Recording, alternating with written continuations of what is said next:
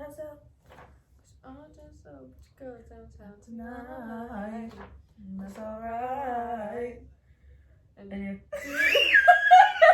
even if you're coming home at 3, you're coming home to me. Miss me with that jealousy, 'cause I ain't with that shit. But just, ooh, yeah, I ain't tripping when you do too much, 'cause I know that you're making touch. And nothing but these sheets go between us, 'cause I know I'm the only one. Go ahead, girl. Go ahead. Go crazy, go crazy. No lie, other guys don't buy you a drink, it don't faze me. Yeah. Na. Go stupid! We're back. We're back like almost a week later. Very special guest. You can't see it, but we have everything laid out from the game. It's a lot easier than when we were trying to film it in the car. Yeah. So basically our first objective is to just look everything over. Look everything over and come to our own decision of who we think the accomplice is. Like who set the twins up for failure, basically. After we figure that out, we get to move on to these 3 envelopes over here. Yeah. Last thing we were looking at was this and this. Yes. This I was like reading to myself because you were reading that to yourself. We weren't really working as a team the first time. It says, our local community is in shock and on high alert today with news of a frightening incident during the early morning hours that left a 19-year-old Woodbury woman dead and her twin sister missing. Okay, we know this. Give me some new information. Yeah. Avery reported that an unidentified man had broken into the house, tied up her sister, and was coming for her. A statewide manhunt soon followed as police departments throughout the region set up roadblocks. I have no idea what she's saying to me. And activated additional personnel. I literally, like, what the fuck is wrong with you? I don't know, the case is No, it's not. We have reason to believe Zoe Gardner is still alive, and we're doing absolutely everything in our power to bring her back to her already grieving family. I personally delivered the horrible news of Avery's death to her mother this morning, and I'm not going to do it again, said Detective Cullen. Damn! Oh. Alright. Wow. Yeah. Alright, so it says that this was at 4:23 a.m. Finally, we have time. And it was over the duration of 2 minutes and 7 seconds. All right, and then it says 911, what's your emergency? She's whispering, hello, hello. Operator, this is 911 dispatch. What's your emergency? That's and then there's like muffled noise. And then it says, I'm sorry, ma'am, you're gonna have to speak up. How can I help you? And then she's like, there's a guy in my house. We're getting robbed, I think. I'm not sure who he is. He's downstairs. I need police now. Please, can you help us? Operator's like, what's your address? And then she's like, I'm on Ashcroft, right? Ashcroft Lake, Lakeshore Drive, number 5 in Davenport. That's number 5 Lake House Road. And why are you repeating yourself? You know what she said. Yeah, can you send it? How long is it going to? And she's like, I'm sending police right now. I have a patrol car that should be there within a minute. What? Within a few minutes. What's your name? Avery Gardner. My sister Zoe's downstairs with him. She's all tied up. How many people did you see? Just one, a man. He was wearing all black. Did you see a gun or any weapons? She said, no, I don't think so. I heard something and looked down the stairs and saw him and Zoe in the living room. He was tying her up and he had tape over her mouth. He was in all black with a hood and gloves. That's all I saw. I think you saw me. She asked, the operator asked if Avery was hiding and then if she could get under the bed or the closet. And then she said that she's in the closet. And then the operator said that she has help coming right now. What else did you see? Muffled noise. And then the operator said, did you see anything else? And then Avery's like, I can hear him. He's coming up the stairs. That's terrifying. It's like a Criminal Minds episode. Literally. She said, I can hear him. He's coming up the stairs. And then she said, help's on the way, Avery. And then Avery shushes her. 9 seconds of silence, followed by the sound of a door opening, a woman's scream, and some muffled noises. The operator's like, my God. That's insane. Avery, are you okay? Avery, are you there? And then the phone disconnects at 4:25 a.m. So from 4:23 to 4:25 is the duration of the 911 call. The coroner's report, I think. Yeah. Officer Martin and I arrived at 5 Lakeshore Road at 4:29 a.m., but I think something was wrong because dispatch told us that there may be a woman in a closet on the 2nd floor, and 5 Lakeshore Road is a single-floor home. Officer Martin and I arrived at 5 Lakeshore Road. She said 5 Lakeshore Road, right? Because road and drive are both in caps. That's why I said that. Yeah. Okay. She said road, right? Right? She said road. Okay. I radioed dispatch, and after waiting a full 4 or 5 minutes, they confirmed the break-in was actually underway at 5 Lakeshore Drive. So she's just stupid. Either that or someone's fishy. In her scribbles, it says 5 Lakeshore Drive, and then in parentheses, not road. It says on the 911 transcript, she says, I'm on Asheroft Lake, Lakeshore Drive, number 5 in Davenport. And then the 911 operator says, that's number 5 Lakeshore Road in Davenport. And then she goes, yes. So I think the operator just confused her because she was in distress. I think that's what happened. We gave a hard knock on the front door and announced ourselves. No one answered, and we couldn't hear any sounds from inside the home. I peered into the front window and saw an overturned potted plant lying on the floor. That's that right there. I immediately radioed Sergeant Anders at 4:49 a.m. So another 5 minutes later, I received clearance to enter. In the master bedroom upstairs, we found a female lying face up on the floor. Officer Martin checked vitals and confirmed the victim was deceased. This is all fake, I swear. But there's that. Okay. Her neck was scratched red and looked to have been strangled by extreme force. Motherfucker! It was personal. Yeah, there's Strangulation is very personal. A shattered cell phone was next to her left hand. After clearance, yeah, that right there. After clearance of the second floor, we requested backup, medical, and the CSI team. The scene was turned over to Humberto and the CSI team. It's intact. Okay, so it was turned over to Derek Morgan. Thank you. Okay. So basically, it told us stuff we already knew. The only thing that was like a little eye-catching was like the difference in addresses. Right. Okay. Okay. So what's this? Crime scene investigation report. Secluded lake house, set back from roadway, no forced entry through the front door, back door, or windows. All windows and doors were connected to the security system, which was confirmed to be armed, indicating intruder had the passcode. It has to be someone they know. Or at least someone who knows them. There's a photo of twins found near the front door, has security password and address. Are you written on? Oh shit. No way. Oh shit, I didn't even see that the first time we looked at it. That has the stuff written on it. I'm gonna go back to going through this. Okay, let me see.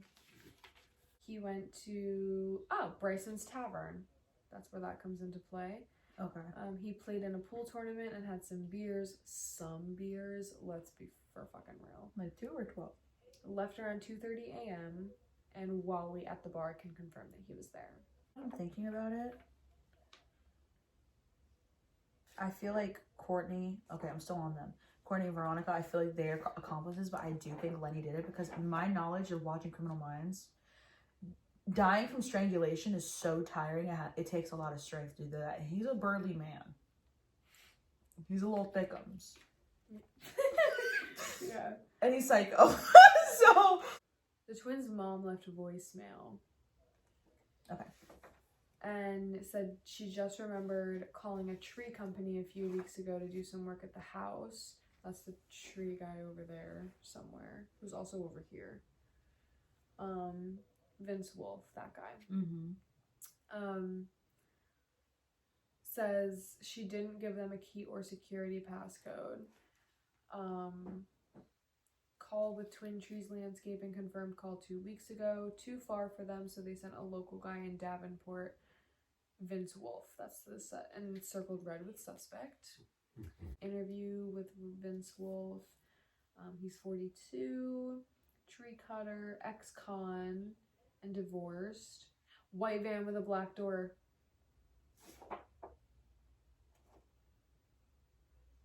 He was in the driveway. Okay, so you're a suspect. Yeah, both him and Davis were seen in the driveway. Yeah. I didn't know whose van it was until right now. That's crazy. I'm looking at his profile at the police department. He has like 5 different aliases and they're all so stupid. Okay, let me just start from the beginning, right? Okay. Okay, so he's 42, he's from Oregon. So okay. Male 6'1", 231 pounds. So both him and Lenny could be possible suspects of like the strangulation part because they're both strong as fuck. Burly men, you know?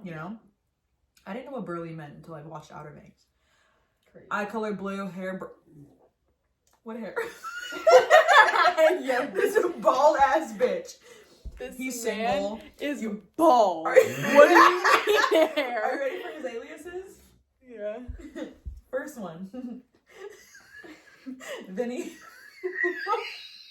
Vinny Hacker? Vinny Pop. And then Vin.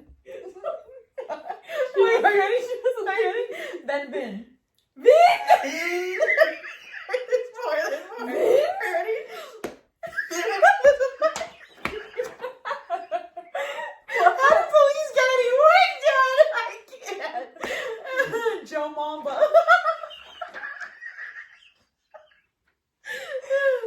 King Papa. And not like Papa like daddy, but like Papa like Papa. Like Papa. Like P-O-P-P-A. Like and some then gangster and shit? then the Lobo. What? What does that mean? I don't know. Wow, okay. What? It means wolf. I should have known that because Shakira has a song called La Loba and it means she wolf. I should have known that. I'm a disgrace to Hispanics. The last of the can't make it.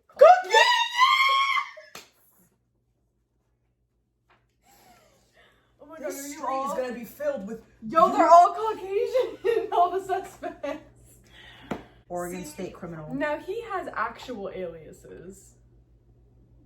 His aliases are Wendell Scott, Joseph Washington, and Anderson Spellman. Like, those are actual aliases. Just sound like he want to be in the mafia. Yeah.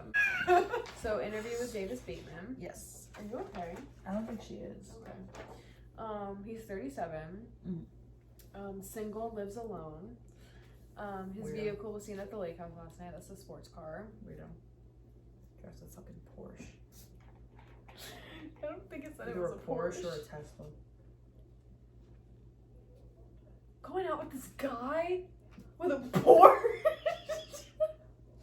We used to make fun of guys like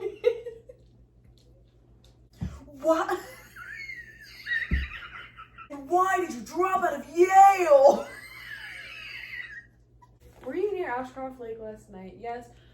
Wants to buy property there for condo development. Has something big in mind right on the water. Wants to... I don't even care. Did you see anything unusual last night? No. But there's a big crazy guy hiding in the woods on Lakeshore Drive. Lenny! Thanks for the help. Oh. She thought the same. Because it says that, the last thing it says is, but there's a big crazy guy hiding in the woods on Lakeshore Drive. Lenny Nelson, question mark? She knew. Confirmed meeting. He's the only one that was in a fucking psychiatric ward. Said Lenny was erratic, weird, and smelled like trash. Left him a card, though. Heading to Tattoos by Veronica to confirm cousin's whereabouts. Oh, she's hot. Was she acting funny at all? Right after arriving, she took a call in the bathroom and then seemed kind of quiet. Got another call around 10 p.m. and went outside to speak to a man in the parking lot. No. Couldn't see the vehicle he was in, was looking from the balcony, and there's a tree in the way. Courtney said... Tree, I just think of this. Joe Mama? That guy? Vinny Papa? Vinny Pop! King Papa! Couldn't see the vehicle. Okay, sorry. Courtney said it was a food delivery driver who got her order wrong, so she canceled it. You lie, fucking bitch. You have devil horns for a reason. I don't trust you. Yeah, I don't trust bitches with red hair. She's the... I was waiting for you to catch it. Okay. She slept at your place, question mark. Courtney fell asleep on the couch around 1 a.m. and Talia went to bed soon after. So she could have left. Literally, it happened at 4. Heard her take a phone call at around 7 a.m. and rush out the door. Okay, well, that was after the fact. Courtney could not have left and come back because Talia has to buzz her in. Damn. That's kind of compelling, but it doesn't mean she wasn't in on it. Interview with Wally Bryson, the bartender from the place that the twins' father was at. What time was Frank at the bar? Not sure when he arrived. Recall seeing him in the first round of the pool tournament around 10:30. He was there until last call, 2:33 a.m. Got really drunk, seemed depressed. Why was he depressed? Said he lost out on some real estate deal, acting normal until the business partner came by. Davis. By to give him the bad news, and then he seemed really down and started doing shots. Who's the business partner? Doesn't know him. He came around 11 and sat with Frank in the back for a little while. Hasn't been in before. Introduced himself as Joe. What?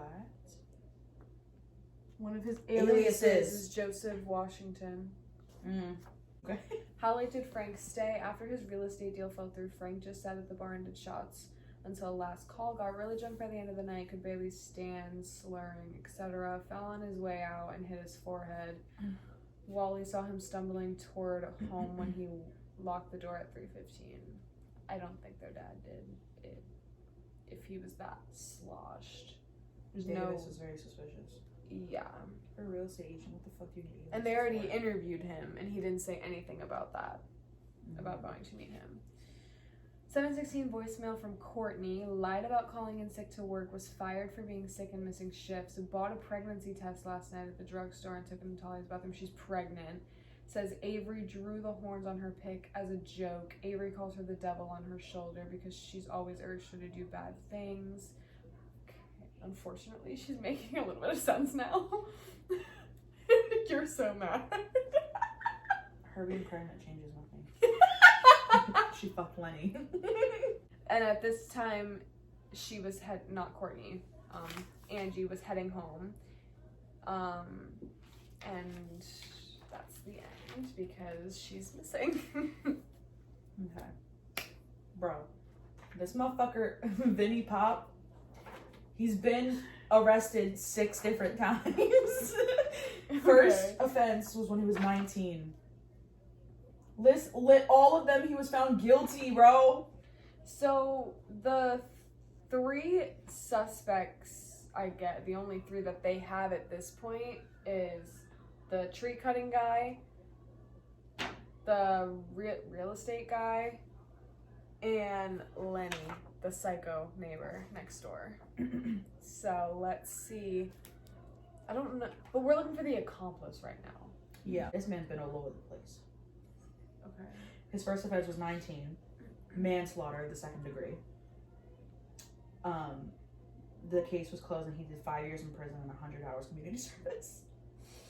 And then, at 24, he didn't even give himself a chance to breathe. At 24, he was found guilty of unlawful use of a weapon. He did 18 months in prison, 50 hours community service. Then at 26, strangulation. Strangulation, he was found guilty. He did 3 years in prison, 100 hours community service. And then at 31... 100 hours doesn't seem like enough, but continue. Of course it's not. She's white. Oh.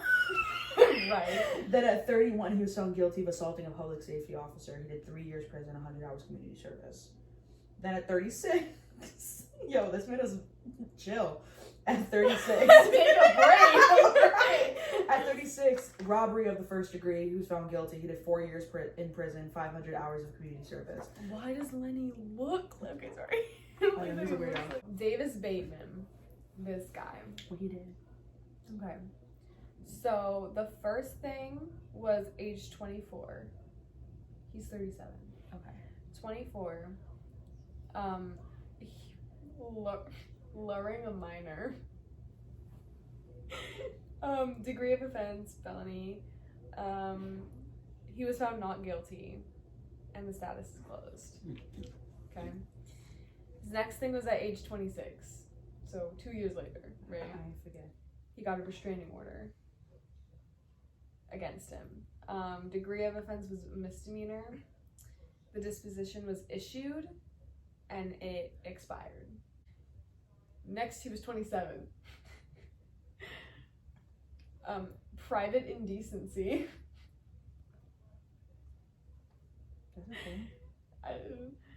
But he was not guilty, and the case is closed. Next, he was 29, right? Assault, first degree. Oh yeah. He was found not guilty, and the status is closed. Well, assault means that he just threatened somebody. If it was assault and battery, that means he would have threatened them and then carried it out. Well, what are the different degrees of assault? Or is that like I think one of them was premeditated. Like it was planned. I'm not looking. I don't really think it matters so much. Yeah.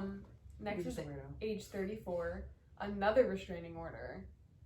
He's 34 now, isn't it? No, he's 37. Oh. It was issued and it is still open. The last thing was 35. Invasion of personal privacy. He was found not guilty and the status is closed. Now Lenny. Oh, Lenny. This motherfucker. He started young, bro. 18. Well, he's in a psych ward. Well, yeah, no, he's just crazy. Animal abuse in the first degree. And he was found guilty. 200 hours of community service. That's not enough. The next, he was 21. Unlawful entry into a motor vehicle. Guilty, $200 fine. Next, he was 25. Disorderly conduct. Guilty, $500 fine. How did he get out of all this shit? No, I don't like him. He's got money. Yeah. Yeah. Money talks. I don't like him. What's the judge's name? Your daddy? Next, he was 27. Assault, second degree. 6 months in prison, 50 hours community service. Now I'm kind of curious about the different degrees of assault. Yeah, a little bit. Maybe they do not. Oh, he's 34, by the way. Next, he was 31. Stalking. He was found guilty, $1,000 fine. Next, he was 33. He's 34, bro. 33. The Fosters. Menacing. That's all it says. Wait. And he was found guilty, social services intervention. And that's all Lenny has done. Vinny's on my shit list. They're all on my shit list. Vinny and Davis are on my shit list because Davis, he's just a weirdo. You learn minors now, bro? I don't give a fuck if he was found not guilty. You a weirdo. And he still looks like fucking brunette Sam Evans. Like, bro, you mean to tell me this motherfucker was charged, guilty, did like 5 years in prison, 3 years in prison, off strangulation? So, what if any of them were working together? Yeah, him and Davis. Or all three. Which one's the accomplice? We've looked through all of this stuff now. I think Davis is the accomplice because he's too fucking skinny and yeah, I need to strangle her. And this motherfucker has a history of strangulation.